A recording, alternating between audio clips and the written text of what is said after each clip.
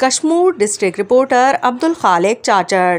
कुंदकोट दुर्रानी महर कच्चे के इलाके में डाकुओं के खिलाफ पुलिस और रेंजर्स का ऑपरेशन जारी। पुलिस ने कच्चे के तमाम तर रास्ते बंद कर दिए। एसएसपी ऑपरेशन डाकू गैंग के खिलाफ किया जा रहा है। एसएसपी ऑपरेशन के दौरान डाकुओं और पुलिस के दरमियान वक्फे से फायरिंग जारी। एसएसपी पुलिस ने नाकाबंदी करके सर्च ऑपरेशन जारी कर दिया।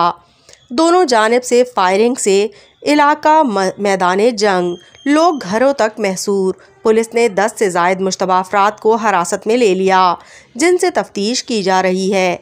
एसएसपी ऑपरेशन में बख्तरबंद एपी से चेन जदीद मशीनरी समेत पुलिस और रेंजर्स की भारी नफरी हिस्सा ले रही है। एसएसपी कशमूर ऑपरेशन के दौरान डाकुओं के ठिकानों और मोर्चों को आग लगाकर मस्मार कर दिया गया। ऑपरेशन जराइम पेशा डाकुओं के खात्मे और अमनो अमान की सूरत हाल बहाल होने तक जारी रहेगा। एसएसपी कशमूर बशीर अहमद बरूही।